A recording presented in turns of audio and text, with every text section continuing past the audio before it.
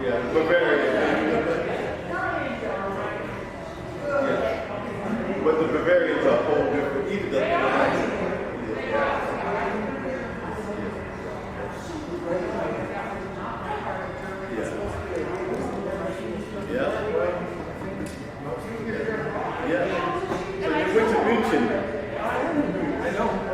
No, I mean, I don't think we're going to do that.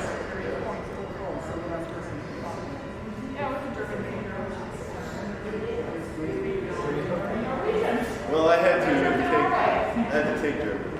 Oh yeah, let's go. All right, let's go.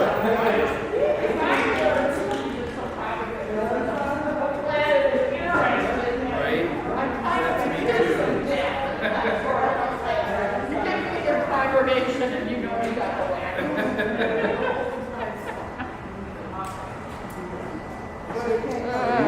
We'll have to call to order. Hello, friends. Hello. The Lord be with you.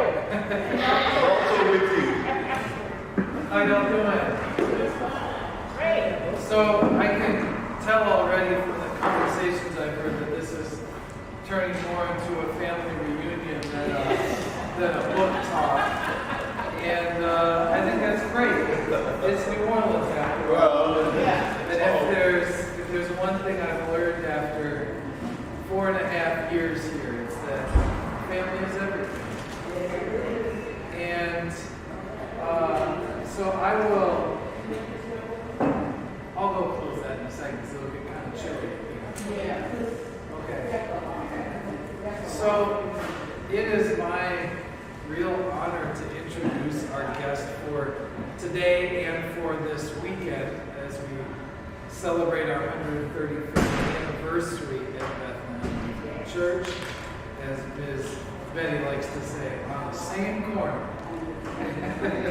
Yes, on the same corner.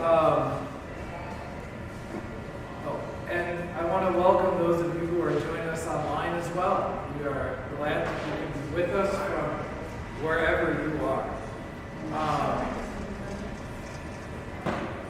I will, since he wouldn't, I will read a little bit of Dr. Randal Jelks' formal biography, just so we can appreciate some of the great things he has done since his upbringing and childhood in Bethlehem Lutheran School, to which I assume he owes most of his academic achievements and accomplishments. And a lot of behind whippings. That would be the first time I've heard that.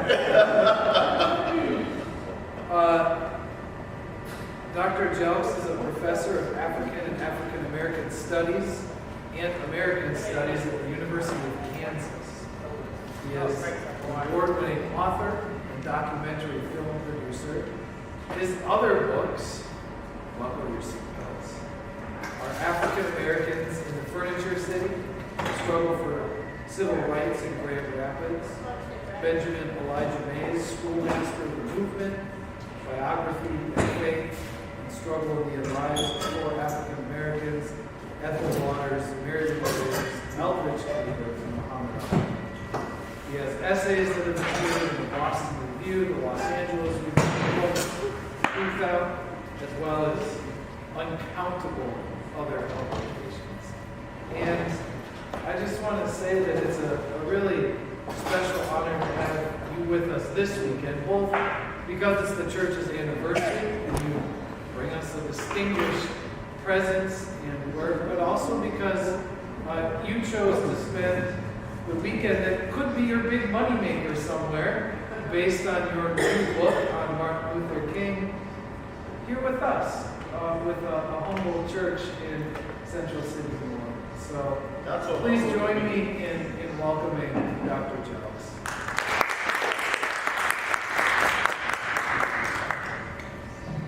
Well, wow, that was a nice introduction. I don't believe the hype. When Ben called me and said, would you you come for this? My only answer could be yes. My mama went to school here. I went to school here. I can still see so many people, excuse me, in this building who shaped my life for the good and gave me so much purpose for the good, that was especially taught that we had something purposeful to do with our lives. And I have taken that wherever I've gone. I was a very playful kid, always getting in trouble. I once let tear gas out a little canister of mace when the church was having a meeting. Of course, you know, I was gonna get destroyed at home. I think I got spanked for 5 blocks to Phillip Street. Because, of course, your parents, one of the things you could not do is embarrass your parents. The other funny thing is, I forget who was teaching the Sunday school class, when we were learning about the 10 Commandments, and I had heard my mother and her friends joking I was supposed to be sleeping. And of course, in bed, and they made a joke that there was an 11th commandment, thou shalt not get caught. But I proceeded to argue with the Sunday school teacher and say, well, there's an 11th commandment, thou shalt not get caught.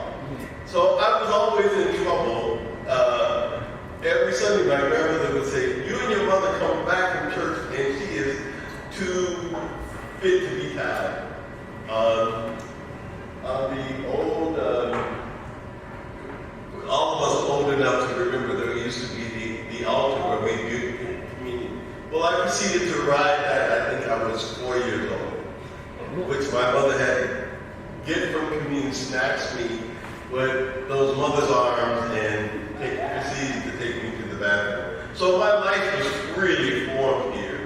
And today,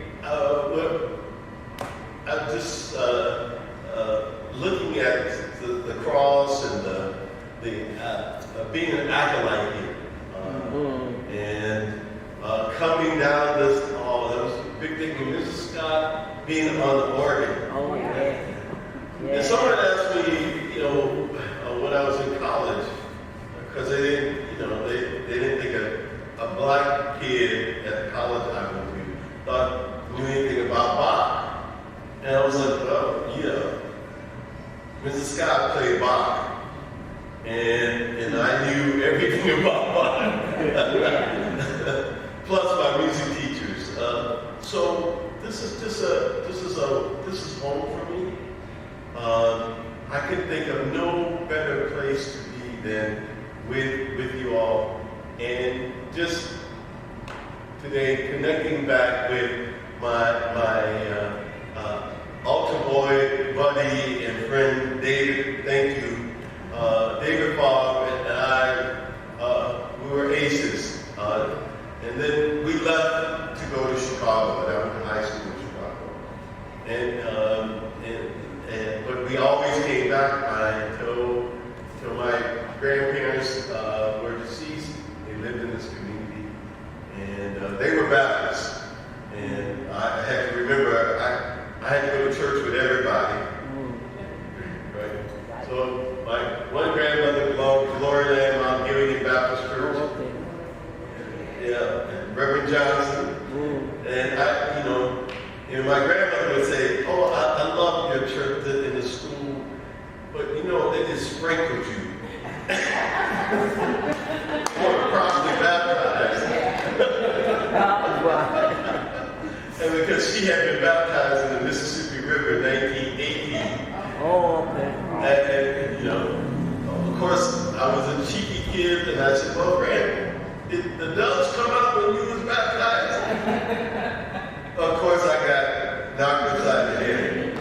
Well, and I was a reader, and so I guess it all came together for me. But I I could never forget this institution, this place of love, teachers, faces, just always important for me in my trajectory in life. I've been very, very, very blessed. I should tell you that I have 2 adult children, 2 grandsons, now Julian and Zion. I told my son, that's why I was in Michigan, I told my son, I ain't come to see you. It's all about the grandkids now, right? So it's really important. So thank you for welcoming me back. I wrote a book about Martin Luther King Jr. It's a reflection. It's not directly, it's as though I'm writing letters to King. And of course, in '68, when King was assassinated, we were still here in New Orleans, and I was 11 years old. But it was an awakening for me, in a sense. Pastor Mueller probably would have said that too, because I began to, since I like to read, I began to read the Black Panther newspaper.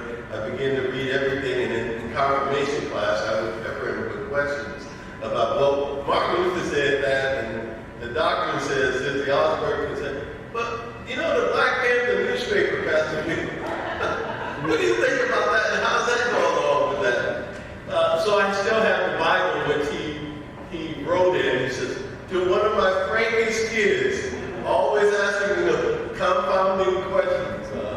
So this is why it's so important to me, and to want to share with you what I have done.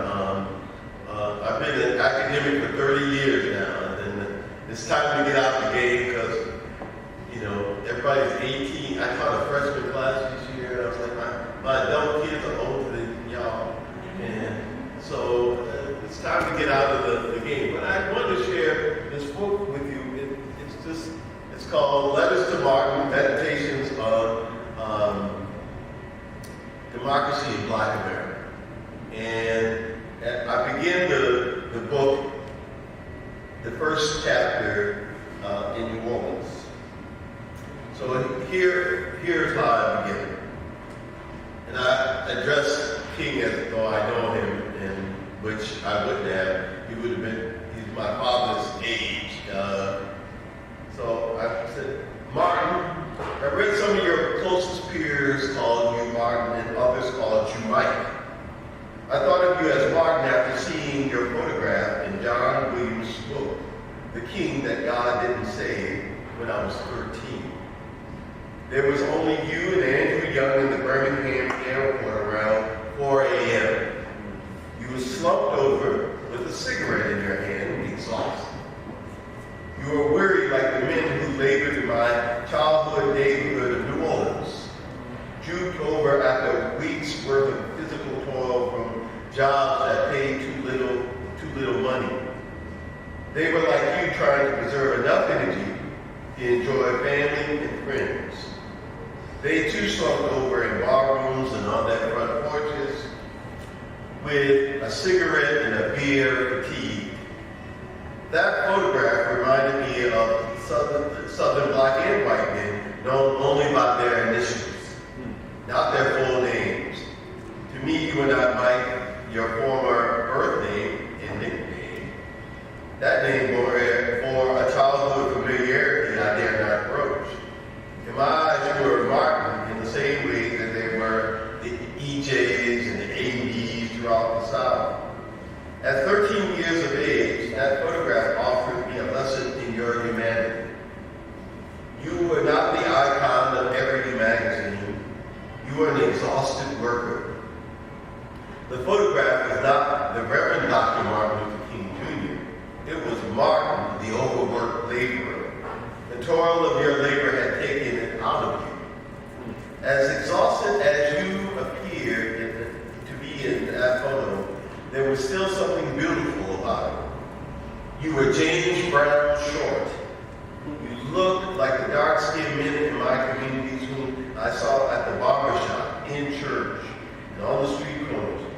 You held the same black handsomeness that you as society so fears. This is something men in our community loved about you secretly, even if they disagreed with you on questions of self-defense. You were dark as they were, short with a wide black African nose, and you had hair that you brushed to smooth out the naps. Further, you had black hilarity. Behind closed doors, you exhibited stylistically the irreverent rival humor that I heard from men on my streets and from my uncles. You were filled with off-color remarks, wisecracks on topics from politics to sex. And though you looked all tired, I wondered what you and Andrew Young, as the two of you waited for the airplane back to Atlanta. I'm certain that even in your weariness, there was a funny exchange. The blues, the serious merriment.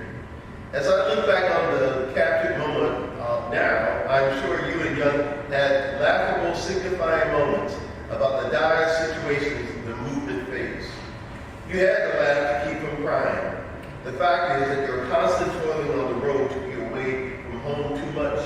You spent nearly all your adult life on the road, organizing to build a truly democratic society.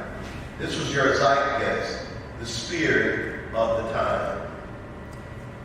So I begin there, and I also talk about I thought, coming up in Bethlehem in that era. So some of you all may not know that SCLC was started here in New Orleans.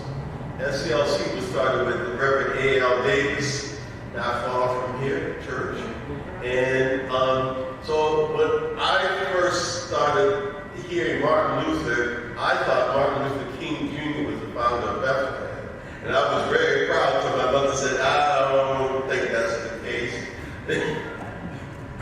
Because my mom was like, I would read, and I was like, okay, that Martin Luther King guy, we must be associated with that here at Bethlehem Lutheran Church, right? So all of those things were important to me. All of those things came of age, and I wanted to write about that.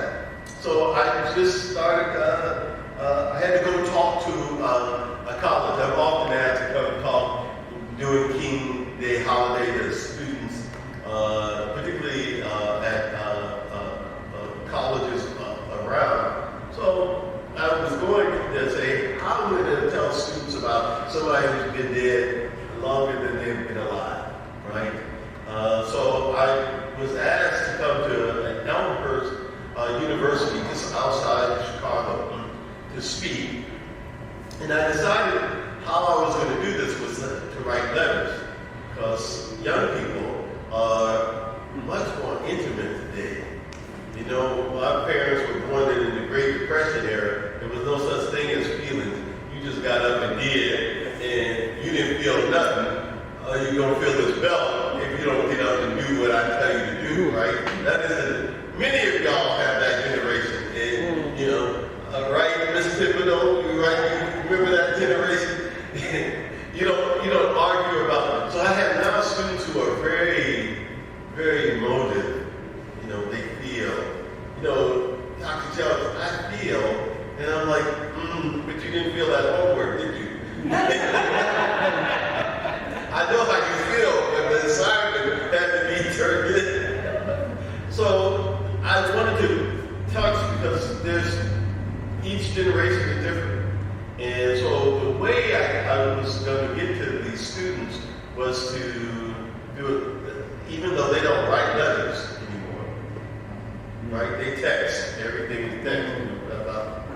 And I look at people, and I'm poking, my texts are whole sentences, and they're texting.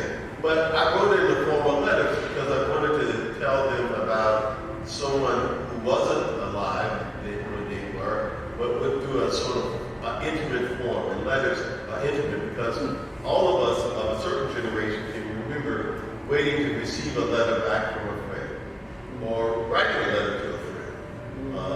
And it's somebody, I try to keep as many letters as I could, because it takes you time to think about what you're going to say in a letter. Now, people, again, I say they don't do that anymore. It's like, one or two, and, hashtags and exclamation marks and so forth. But writing a letter takes time, and I wanted to reflect on the state of democracy. So when I was asked to come to the Elmhurst University outside Chicago, this was just as former President Donald Trump was inaugurated. And it was quite a dispiriting time for many people, at least the people I hang out with. With the people I hang out with, it was very dispiriting for Trump to be elected to the president. I know there are other people who have other beliefs about Mr. Trump, but I disagree respectfully with those beliefs.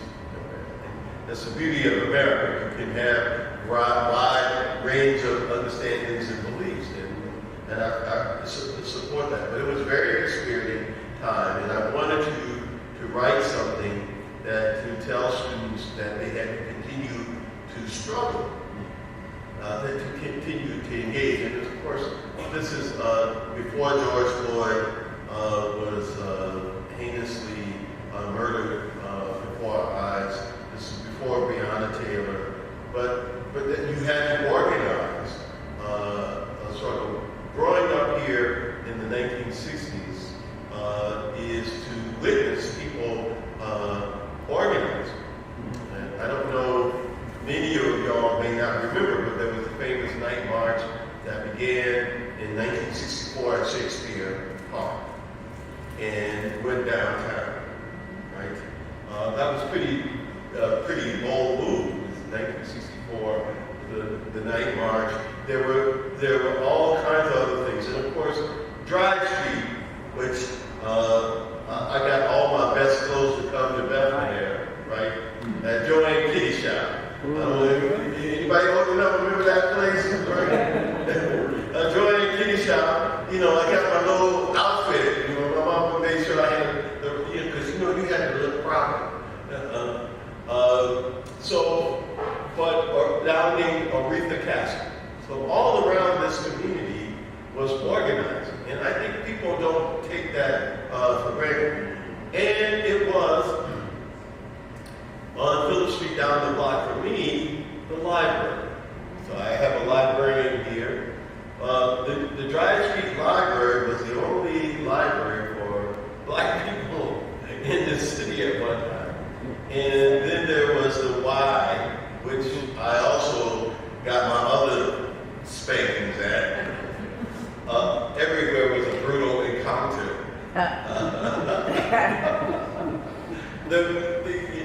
And so forth. And I took, by the way, one of our church members here, Mr. Lumpkins, was a black belt in karate. And he taught karate at the Y. So, I was a small kid, and so my mother assigned me to, go to Mr. Lumpkin's class, take karate. I wasn't very good at it. That's why I went to be a professor, because I was never going to be good at any kind of martial art, boxing, none of that stuff. So I stuck with the books. But I write this because this was the shape of a movement going on, and the shape of a changing culture going on. What does that mean for me, now I'm 66 years old, to the next generation? And that's why I want to try to convey this in words. So in this book, I really try to talk about lots of issues that concern young people. Sexuality, issues of labor and jobs that always concern us in New Orleans. Because one of the things living in this neighborhood that I greatly appreciate, I saw people go to work every day. Every day. Whoever says that people didn't work, I found it so offensive in the kind of Reagan era, the idea of welfare queen and all this. People worked every day and didn't make enough money. every day I saw people go to work. My grandmother stood like countless black women with white uniforms along St. Charles Avenue to go up and work in somebody's house. Every day I saw people going to work. So these were all my community. And this is what shaped me. And I wanted to try to get at that you're not the first generation, but you have to understand this. And there's something unique about New Orleans that I think that has taken me all around. I lived in West Africa for a year, teaching at the University of Ghana. And first of all, my friends used to say, "You're so comfortable here." I said, "Well, I grew up in an African city." Well, New Orleans is one of the most African cities in the United States. White folks are African in New Orleans. The culture is so dominant, they don't, I mean, if you think about it, words like gumbo, jambalaya, those are not English words, right? And, I grew up, I had my colleagues cracking up, I always had Tabasco with me. I said, well, it was in my mother's breast. But I said, the French had no such thing as a pepper sauce. That's all African. So I grew up with these African people, my grandmother saying, "Don't shoot me, I'm no company." And I watched people on West Africa do the same thing. I was like, oh, I could be in New Orleans. And okra, that came from Africa. So it was all of this asking questions about this community, this neighborhood, this idea. And among the Fanti people, the funeral procession is as rich as anything in New Orleans, right? Because they're holding the casket.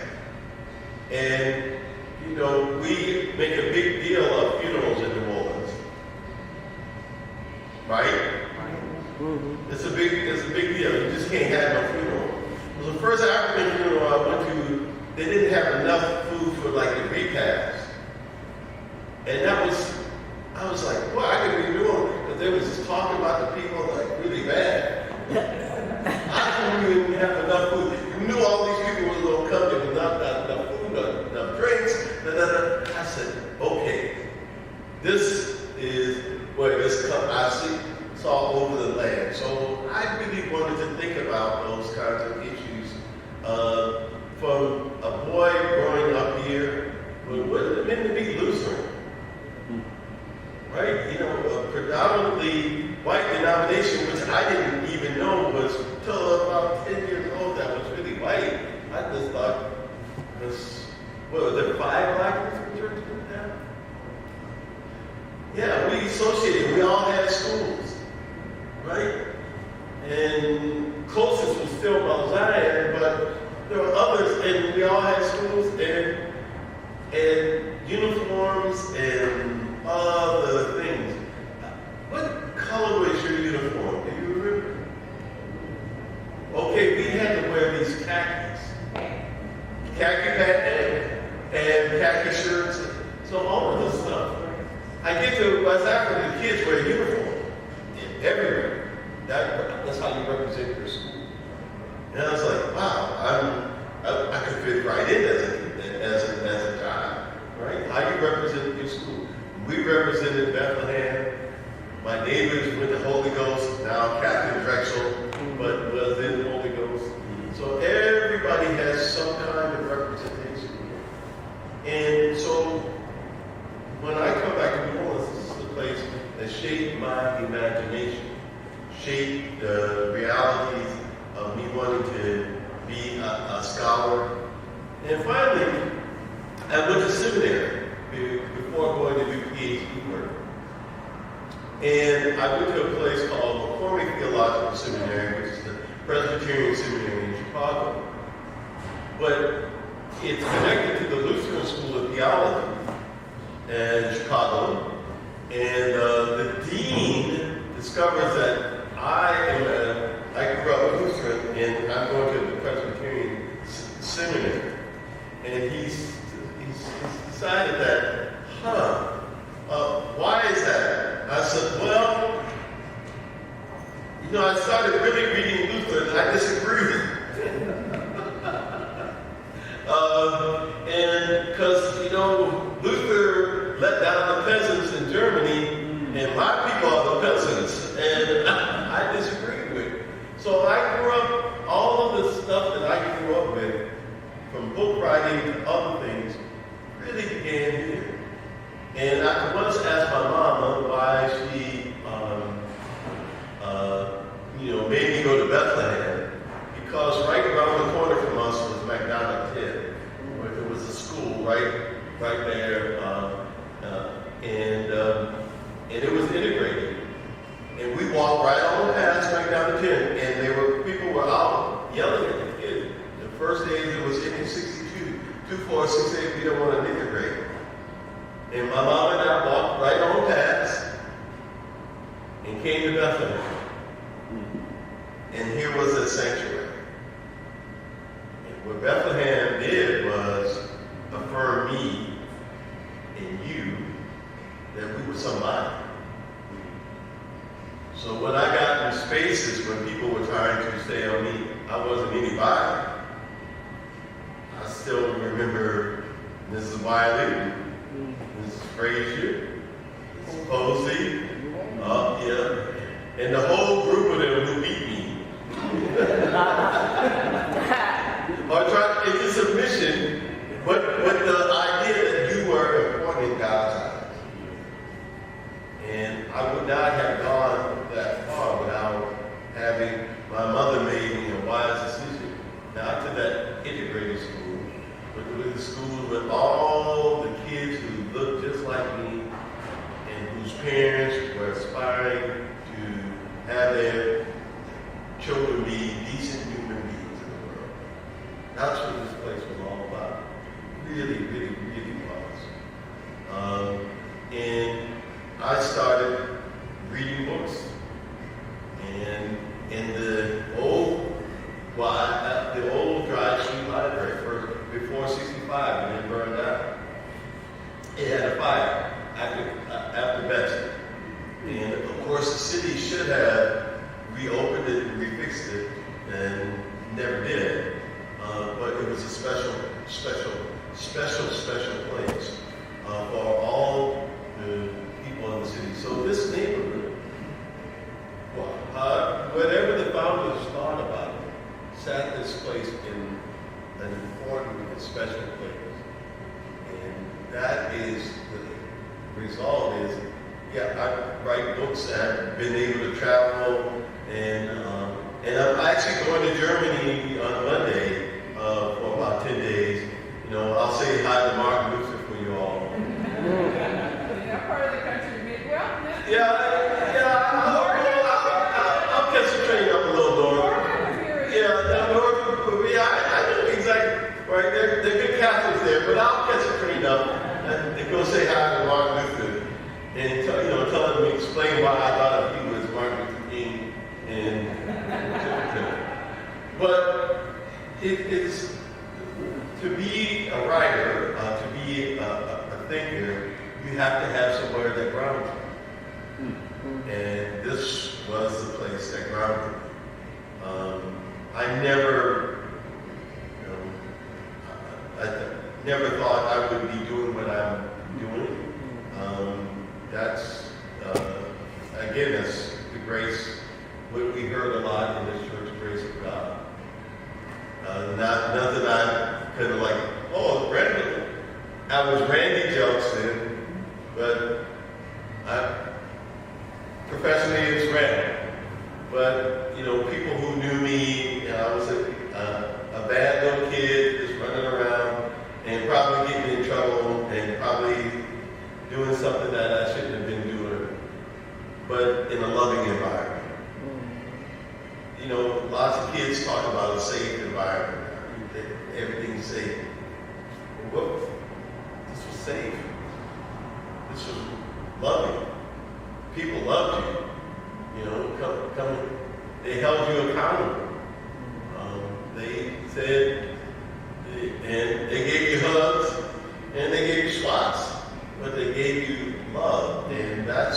what I had always taken from this institute. And every time I come back, I was back last year, January, and I was walking past with a former student of mine who was at the conference, and I commented on his paper.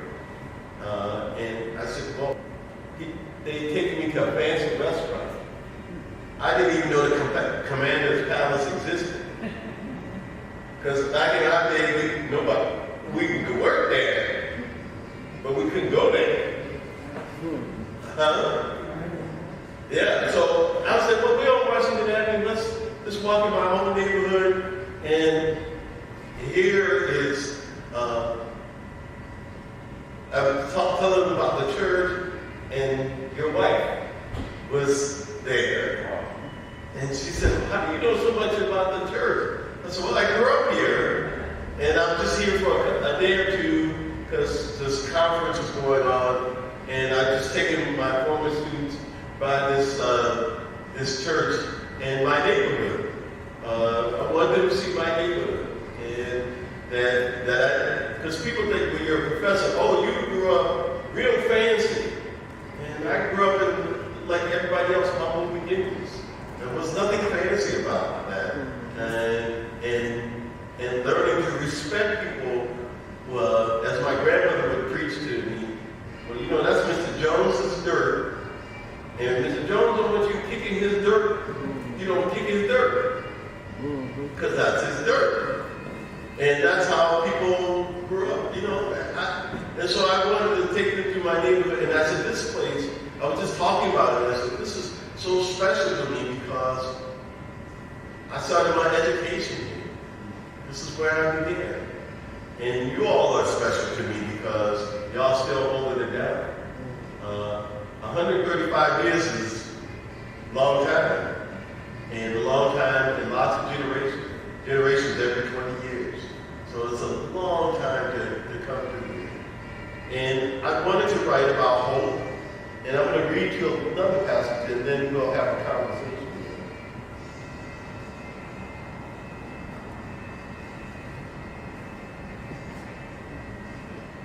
So it's from this same chapter. I began learning these lessons early. In 1960, Ruby Bridges, a 6-year-old, only 2 years my senior, was escorted by U.S. Marshals to William Cranch School in downtown New Orleans. That scene was made famous by Norman Rockwell's painting. Hazily, I recollect the whispered tones of adult discussion in our narrow shotgun house about federal marshals escorting a child near my age to school. My mother, uncle, and grandmother must have held similar discussions as soldiers escorted teenagers to Little Rock High School. It was nearly unforgivable, the vitriol that came from the lips of white mothers as they chanted from Little Rock to New Orleans. 2468, we don't want a nigger grade. And nothing brought it home like September 15, 1963, 7 days before my 7th birthday, the bombing of the 16th Street Baptist Church that killed 4 little girls attending Sunday school. They were my generational peers. And the struggle continued through my pubescence. The Audubon Park swimming pool was the largest in uptown New Orleans. It was shut down in 1961, ostensibly because of expensive repairs. In truth, it was to prevent multi-hued children from joining white ones for a swim. The pool did not reopen until I was 12 in 1969. My wonderful years, as the nostalgic baby boomer television show was titled, were filled with protests and Mardi Gras festivities. Protests took place all around me. Those protestations were seeped into our front stoops, playground banter, comic book arguments, whether Cato of the Green Hornet got his rightful due as a colored man. Those years were inflected by rightful rage, and everywhere black children and youth were at the center. From the 1930s onward, black youth were what V.I. Lenin called the revolutionary vanguard. They were in the fight to advance democracy. And this was way before the Black Panther Party became strapped. Mark, my wonder years were also shaped by your preachings. It was your assassination that awakened me to the revolution. Your death that early evening in April helped me connect the dots about the prevailing social order. To this day, I have kept wrapped in mylar the New Orleans Times-Picayune with the headlines of your assassination. I was 11. The Monday after your murder, we returned to school. My 6th grade teacher, Mr. Price, put me in charge of running the phonograph the entire day, playing your sermons and speeches. Our class sat quietly and listened to your sermons that had been recorded by Motown Records. I Have a Dream, A Knock at Midnight, Drum Major Instinct. And in between listening to Mr. Price, filled with grief, told our class what we needed to know, our people's history, our struggle. And this was reinforced when the local YMCA, the Colored Y, the Black Y, the Dry Street YMCA organized a trip for us to travel to your gravesite on the 1st anniversary of your death. 100 or so boys sold candy throughout the city to make the pilgrimage. Our leader, Mr. Arthur Hughes, thought rightfully in retrospect that our exposure as adolescent boys would make us more civically engaged. In my case, he was right. That trip was formative.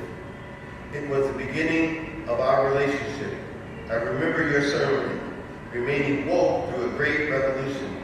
Young people now tell one another to stay woke without knowing where to attribute it. Your words nevertheless reverberate. That's how I grew up here. That's what shaped me here in New Orleans and in the midst of this congregation in the 1960s. You never know what kids are listening to.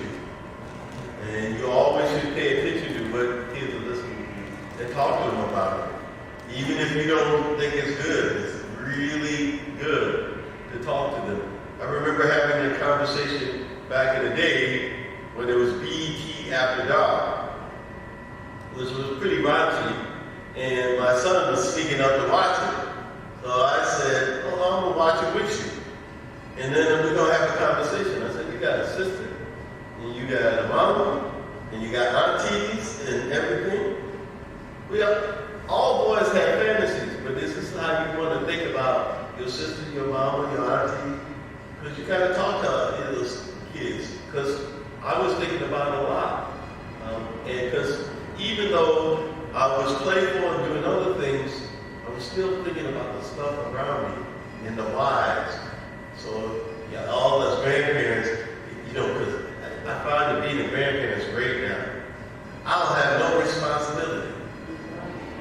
So and my son said, oh, you're so easy with the boys. And I was like, yep, you got to be hard.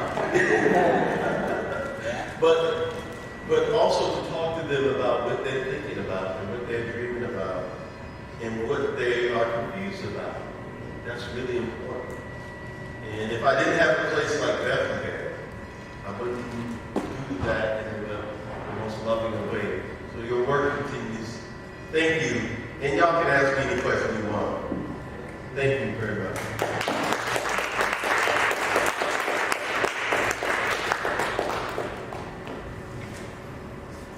So yes, I was confirmed 69, if y'all want to know. And I'm going to send you the picture. I have copies of the picture. I was really decked out that day. What do you see as the biggest change in this community as you walk around OBC? Oh, I think, after Katrina, what I really noticed is that people didn't have much. They never had much. And I don't think, what they had was laughter. And I think sometimes when I'm walking, it's noticeable after this. People laugh. And they told long tales, great big lies. but it was fun. And I miss that part of it. And people were neighbors. You know, they were neighbors, right? So, like I said, you know, any one of us, by the time we got home, somebody else knew already where they had gone down. And so the neighborliness of it. And this is an interesting intersection where this community is. Whether you got a synagogue that was around the corner from where we live, but you had an intersection of all kinds of people here. I always tell people, I didn't live in a segregated community till I moved to Chicago. Chicago was physically a segregated world. You could meet many black people and you could not see, but in New Orleans, I saw everybody, right? And so that kinds of things, people, now these new people who have moved in, they ain't got no manners. Right? They don't know how to say good morning to people, good afternoon, and although that's what I've seen the change. And you know, it's sort of like I'm bringing San Francisco and New York here, but really, you know, what's very important about this community is you gave humanity to people. I always tell one of my cousins who lived all his life in Chicago. First day we get to Chicago, again, I am on my way to school, and I speak to a lady walking down the street because that's how I was taught. Good morning. She grabbed her purse. And I was like, I wrote my grandmother here back in New Orleans and said, I don't know if we made the right move here. I just spoke to the lady and she grabbed her purse. She was, you know, worried about whether I was some kid who would go snatch her purse. And I was like, this is so different than my home because I was taught to just, hey, Mr. Jones, I'm late. I gotta get to school. How you doing? You know, right? And that's how it was raised. And part of that is lost on today's. I mean, the neighborhood is partly gentrified. I know that's overused, but it is. But people still need some manners.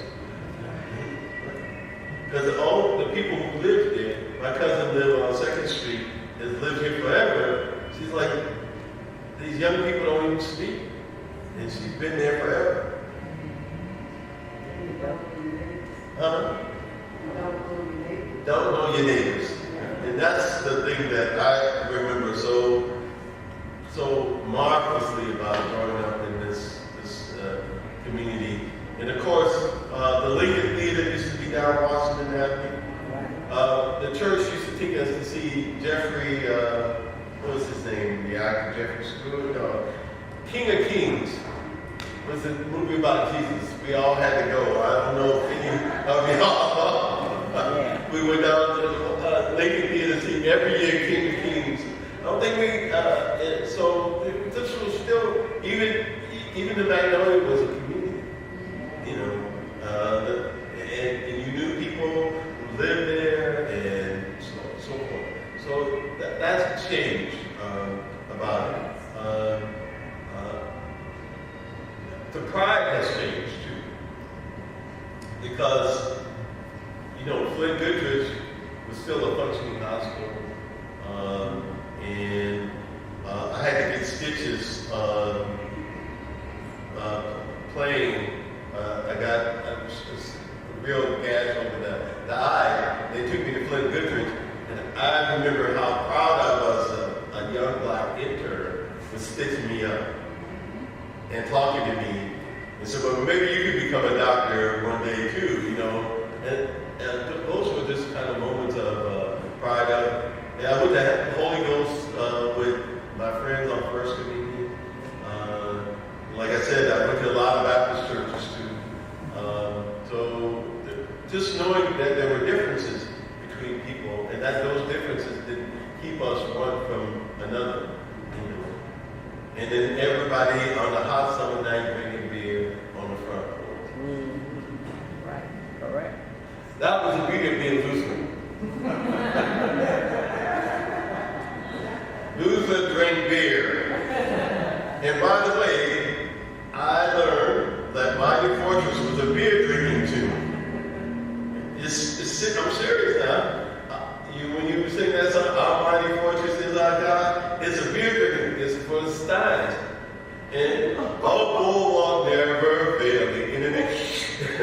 And Luther took the song and made it a Christian hymn, but it was a beer drinking song. So I was like, oh, okay, that made it all right, good.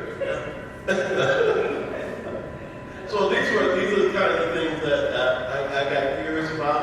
I kept in touch with Pastor Mueller for years.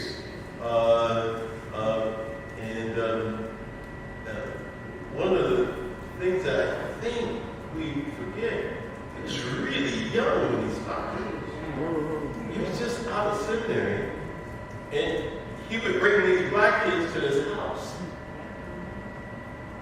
And I'm sure the neighbors were like, holy cow, he'd bring these children because we need confirmation or something, and they would bring people. And so it was really, I will say this, it taught me not to fear white people. Sometimes I think lots of black people fear white people because power positions, right? Over years and years. But Mueller embraced us, and we felt like when we called him pastor, that was our pastor. But the church council looked just like me, so I knew there was a balance of power. And I don't know if you all remember Pastor Cooper, or yes. So all of these people were in that class. You just had to go to Concordia, I concluded. Up in St. Louis, and he was all right in the Missouri system, right?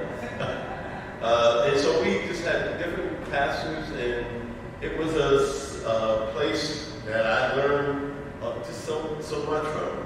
I wish all these people who are in my heart were still around to tell them thank you, and to tell them how grateful I am for all of the encouragement and the discipline. Yeah, because, I don't see that kind of love going around too much anymore. And I'm not being nostalgic about that, because some things weren't good, but there were more good than bad. So thank you all, and I'm really happy to be home. And thank you, Ben, for making that invitation. And I had to kind of do some diversions to get here, but I wanted to get here because this is home. My mom died in Chicago. She was Lutheran all her life, and we brought her ashes here. Had a memorial. She's buried with my grandmother out in Providence Park Mausoleum. I always say hi to Mahalia Jackson, another neighborhood kid, right out there. And that was the meaning of community, and that was what made it special. Y'all keep doing what you're doing, and I'll say more tomorrow, but I really want to share, and I promise you, I was between speaking engagement and when Ben called me. I was in Gainesville, Florida, at the University of Florida, and I kind of diverted to get here. So I'll bring books next time. I'll be back in June. I said I'll be back in June, and I promised her brother and I were aces, and she put me back in contact with him. We were acolytes carrying those things down. This church used to look big to me. It just seemed really, really big, but Yeah. But it was always a joy. And one of the last thing I'll say, I love Bethlehem because we were out at 11.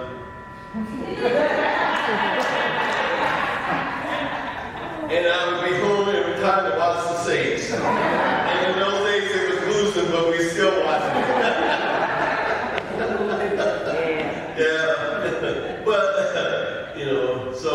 everybody from New Orleans, even in Lawrence, Kansas, where I teach at the university, we all got together when the Saints won the Super Bowl. We had a showed up party. Yeah. Right. So it's all good. So thank you very much.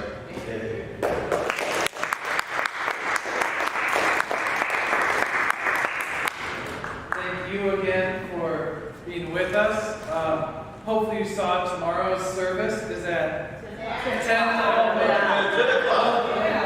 We haven't had a service at 10 o'clock in I don't know how many decades, but we've been... What time do you have service? 10:30. Oh, man, you're not late. But City church is not late. we have a special guest, and we didn't want anyone to have to stay too late for lunch. We're bumping it a little bit early tomorrow for our celebration. Well, you almost get Baptist there, boy. You know. Well, we asked the historian to come. So, but yeah, our service is at 10 o'clock tomorrow. Bring your people. I think it's supposed to, the weather's supposed to be nice. Yeah. You probably saw the tent we've got for lunch afterwards. Let's see. Construction has started across the street on house number 2. We drilled pilings. And I'm excited to announce tomorrow, but start preparing your people today. I got a call yesterday from a donor that they will match every gift 1-to-1 that's given for our anniversary. So up to $10,000. Well, tomorrow if we can do it. If not, we'll add another day. But up to $10,000, they'll double it for our anniversary. Yes, online would be preferable so that our GoFundMe advances. But through the GoFundMe or through the church website? GoFundMe. Okay. Yeah. And so, if you can give tomorrow, that's the best day to give the whole campaign. But also, if you can send it to your families and friends, man, if we can hit 10,000 in a day, that'd be pretty incredible. So, big day tomorrow, great music. Louis and I planned some special stuff. He's bringing back some Stevie Wonder for our service. And I can't wait. Thank you again, Dr. Jelks, and I'll be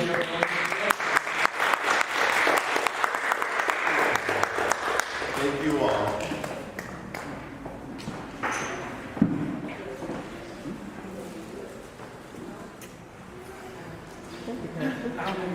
Thank you. I'm so glad you could be